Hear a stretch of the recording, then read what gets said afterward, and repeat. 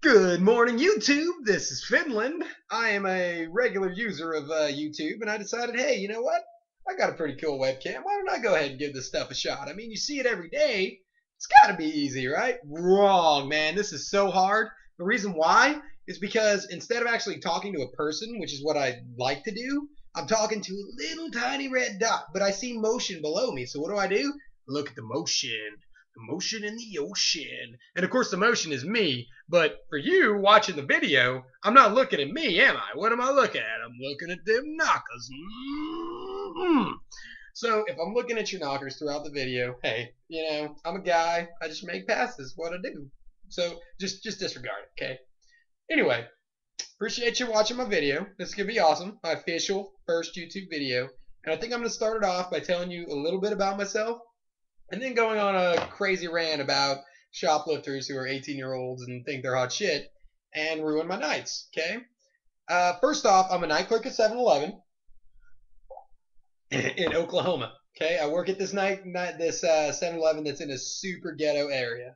For everyone who doesn't know what a 7-Eleven is, if you like live in Africa or something or Japan, 7-Eleven is a convenience store. A convenience store is basically a place where the primary sell there is gasoline, but their biggest income is what they sell inside of the store, like chips or snacks or some ices, some kind of delicious frozen beverage.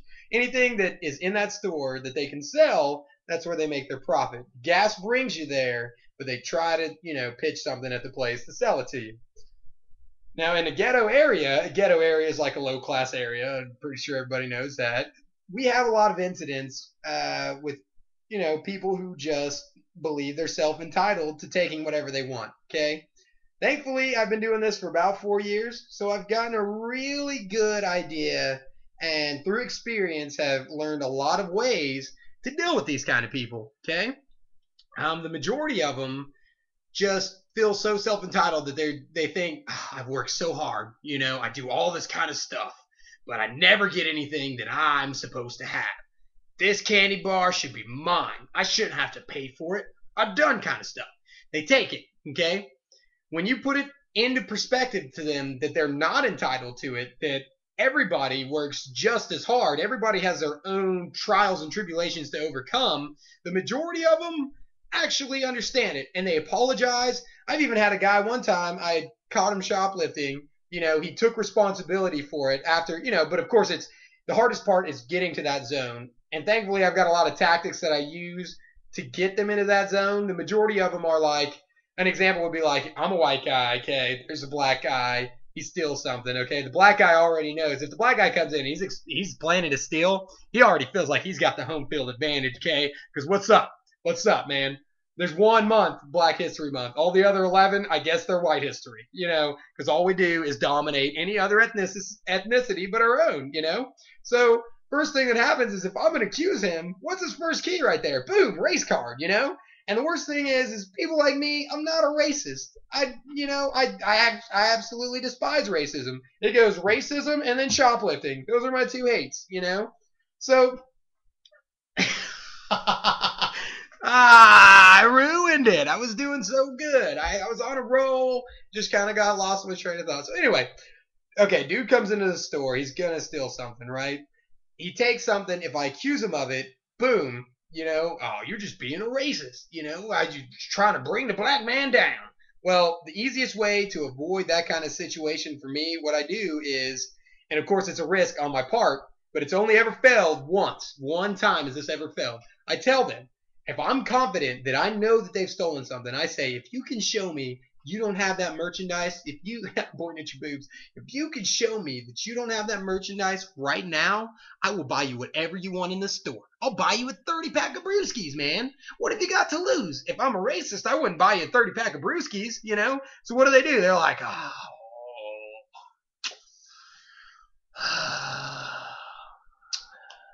And that's when you put it. You put the opportunity there. You let them know, look, I know you feel entitled to this, but the only person that got you into the situation is yourself. You are responsible for your own actions. If you ever want anything to change in your life, who got you where you are right now? Well, this certain, and some of them did, and most of them did me. It was me, what do you do about it? You're the only person that can change your life. You're the only one who can get you out of this rut. Nobody else, man. You can't be waiting on an opportunity from somebody else, which is the other big excuse. Well, if this would have worked out with this person or that would have worked out with that person, like, no, it's not about that person. It's about you. You got to work it out with yourself. You know, you put that into perspective for them, and they become a totally different person. Whether or not they're under an influence of something, or if they just have that sort of desperate self-entitlement, you know, it changes who they are. Unless they're 18-year-olds, and I'm sorry, I'm stereotyping, but they're 18-year-olds who think they're hot shit.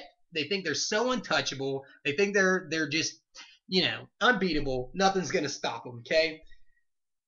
If you ever even feel like you're approaching that kind of emotion, please, please, please, whatever you do, just try to refrain from it. Whether it be in a relationship, whether it be at a store where someone's like trying to peer pressure, or even in peer pressure when someone's trying to make you do something, you know? You are your own person. You do whatever you want to do, you know? You're sitting in a circle around people and they're passing around Jack Daniels and they're all getting hammered, and you just keep passing the bottle over because you know that your family has a history of alcoholism, and everyone starts calling you a pussy and a piece of shit. I'll tell you what, it's hard. It's hard when that bottle comes at you and everybody's looking at you all chidingly thinking it's funny. Ha, you little pussy. And you take that bottle and you shove it across, man. It's going to piss you off. The next time that bottle comes around, you're going to want to chug it, man. But you don't chug it. You pass it. You know why? Because at the end of the night, those guys that'll be calling you pussies, when they're slammed and hammered and have to be babysat from throwing up in their own vomit, they're going to cry to you. They're going to say, you know what? You're fucking real, man. I'm a piece of shit. I'm the pussy. My life wasn't so hard, I would have drinking. Then they turn into baby, and it's really just annoying. Not personal experience or anything. That's purely hypothetical situation. I'm just saying that if you ever feel like and you'll know, if you've got a conscience, you'll know when you're acting like a total dick, okay? Granted, it's hard not to be a total dick. I'm a total dick sometimes. But what really just stands out from an actual leader and people who follow is the ability to make a responsible decision for yourself and to take responsibility for your actions, whatever the outcome is. But anyway, off of my crazy, you know, philosophical kind of roll out there I just had. But I'm working last night. It's probably about midnight or something. And one of these 18-year-olds who thinks they're hot shit comes in. Black guy, real young, you know. And when I'm there, I'm positive. I'm all about it. I'm like, good morning, welcome to 7-Eleven. You know, I even sometimes do a little radio in forced laughter. Ha, ha, ha, ha. You kidder, you. Just to break the silence, you know, because when people are like that, when they're overly positive, when they're just killing you with kindness, even if you're mad at them, you just can't do anything. You're just, man, that got crazy. That's what I hear most of the time. This crap is crazy. You're crazy. I give you like a week, man. I've been doing this for 4 years. Haven't changed a bit, okay? I've just gotten better at catching the shoplifters. Now, the thing is, this 18-year-old guy rolls in. I give him the whole, you know, good evening. Nothing, man. This guy's just zoned out, man. He's going right to what he wants. Nah, maybe. Yeah, here's the example here, okay? Dude's walking. I say, good morning. Oh, whoa, rewind that. One quick glance, man, and not just any kind of glance, like this kind of glance. You know, like hope, like I'll glance at him to acknowledge him, but I better stay invisible, you know, because if I look off this way, nobody can see me. Like, come on, get that out of here, bro. Anyway, dude pulls that card, so you already know, like, man, this guy's got an agenda, and it's gonna involve not paying for shit, you know. Granted, right then and there. But the problem is that in a ghetto kind of area where I'm at, everybody gets their food stamps and everybody gets their governmental benefits at midnight. Okay, so 11:59, people are lining up at that door because they want that money. They want that money the government owes them. And you know what happens? Now, I mean, we couldn't be reasonable about it and be like, man, hey, you know, I get my money tomorrow. Maybe I should go to bed at like 8 p.m., get a real good night's sleep. Wake up nice and early, about 5:30 in the morning. Get dressed, feel pimped out, because I know where I'm going. I'm going to get some money. No, they come in a mad desperation, covered in the dirt from that day before, whatever they had been doing, because it's 11:59 and I need that money at midnight. And then when it doesn't work, it's my fault. Hey, man, why is this ATM not giving me my money? Sir, it's probably your bank. They just probably haven't transferred it yet. They do have a lot of transactions to do right at midnight. And that's a lot of money to move at midnight. I want my money now. Can you run it up there? Can you give me money? Can you give me money? Give me my money on my card? No, I can't, man. I'm sorry. I can't do it. Anyway, so I'm dealing with this, okay? It's stressful, trying to keep my cool, trying to deal with all these people at midnight, trying to get what they want, get it all done. And Mr. Hotshot 18-year-old comes in, kaboom, shoots down the aisle, gives me I call it I call it the dumbass glance, okay? Dumbass glance. This guy's so stupid.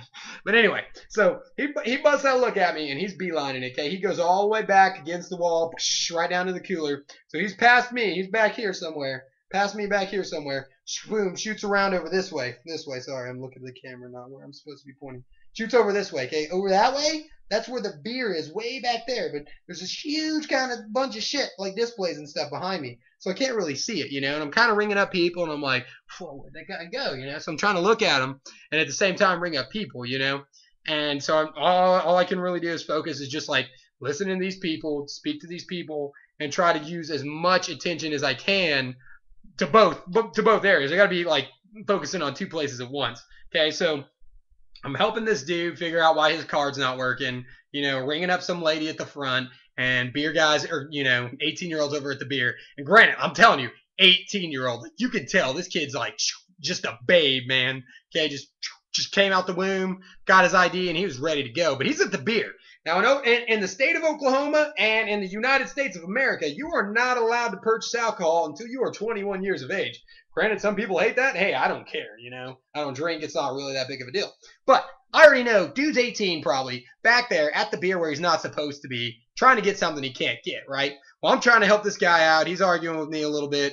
I'm keeping it pretty classy, just trying to, stay on that positive level, keep him happy. All of a sudden I hear suction cups, okay? And there's nothing we have with suction cups except for inside of the beer coolers at the bottom, we have what I like to call beer cradles, okay? There's these little plastic like groovelets that are connected with suction cups onto the window that basically when somebody goes up, because we sell beers as singles, somebody goes up to like a 6-pack of Keystone, always smooth even when you're not, grabs one of them because they just want one, they're trying to do it in moderation. They pop one off of the little 6-pack, we can take those 5 out of that tree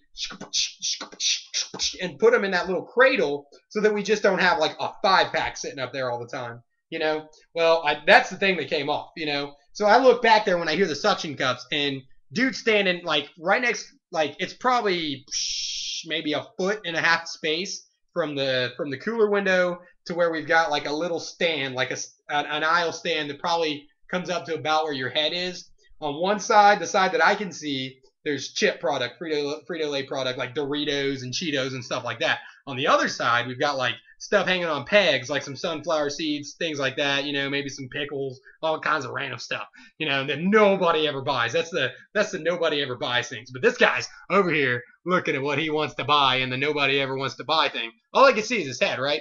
So I'm thinking like, man, I know he took that thing, I know he took that cradle. There's no way he didn't take that cradle. And this is what's so difficult, is it's like, do I want to make this decision and look like a dumbass? Or do I just want to sit by and just let it happen, and see, I've got to make up a decision, because if I sit by and do nothing, I can't stand it. It just irks me. It's like OCD, except I made it CDO, same thing as OCD, except the letters are in the right alphabetical, format. Anyway, I know he's back there. I know it's just ticking me. It's ticking me. Finally, some other guy comes walking up there. He's like, hey, man, because he sees, and my donut guy's here at this time, too. My donut guy rolled in. He's bringing in the donuts, so I'm able to turn around for a little bit and kind of act like I'm checking out my donuts and see what this guy's doing, A little bit of this number right here. It's called the investigative eye, So that's when I see him say over to his friend, hey, man. So the guy comes over there and he leans up. So they're goofing off laughing. That dude ends up coming up to the register and he's like, hey man, how's it going? How you doing? I need a black and mild. Hey, how much is this cookie? How much is that? How much is this camera up there? Because I want to buy that camera. Obviously being a total attempt at distracting me. Well, that's when I just get fed up with it. I pull out the drawer. Underneath, we've got it's not really a drawer. It's how you put keyboards on those little things. You can slide them into your desk. It's one of those kind of things. Boom, I slide it out. And what do I have on there? Not my phone, because that's actually against policy. We're not allowed to have phones. It's a camera. It's a disposable Kodak, okay? Oh, wow, it's 11:04 a.m. and I have a new message. Woo! But anyway, so I go back.